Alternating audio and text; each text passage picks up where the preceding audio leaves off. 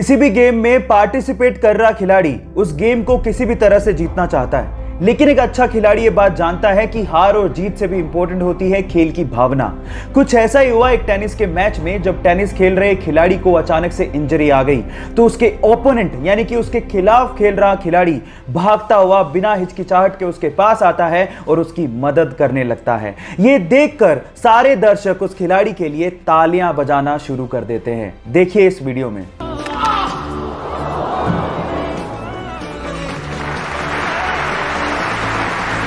Guys, इससे समझ में आता है कि किसी भी खेल में हार जीत से भी इंपॉर्टेंट होती है खेल की भावना, जिसे हमें मेंटेन करने की जरूरत होती है। सो गाइस, आपको ये वीडियो देख के कैसा लगा चैट सेक्शन में लिखना मत भूलिएगा।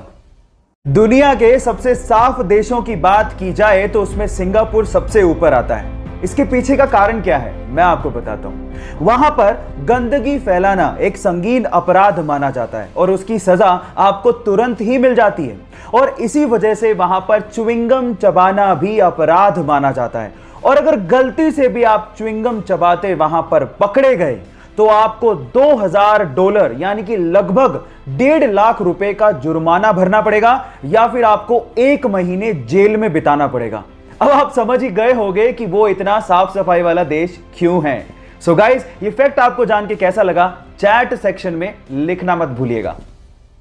मान लो कि आप समंदर के बीचों बीच फंसे हो और प्यास की वजह से आपको समंदर का पानी पीना पड़ जाए, तो आप सबसे पहले प्यास की वजह से ही मरोगे, क्योंकि समंदर का पानी आपको बहुत जल्दी डिहाइड्रेट भी कर देता है। कितनी अजीब बात है कि चारों तरफ पानी है फिर भी आपकी प्यास बुझ ही नहीं सकती। पर अगर आपको जमी हुई सी वाटर की आइस मिल जाए तो उसको खाने से शायद आपकी प्यास बुझ सकती है।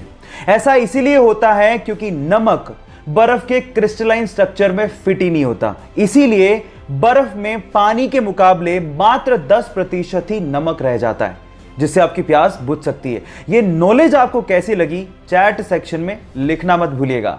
कोरोना के चक्कर में हम लोगों ने कुछ नया सीखा हो या ना सीखा हो, अंग्रेजी का एक नया शब्द जरूर सीखने को मिला, और वो था क्वारंटाइन।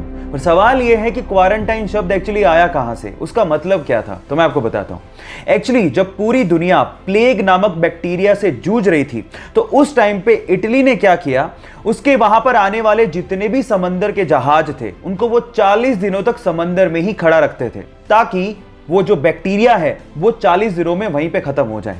और वहां की लोकल लैंग्वेज में 40 को क्वारंटा बोला जाता था, वहीं से ही क्वारंटाइन शब्द को निकाला गया।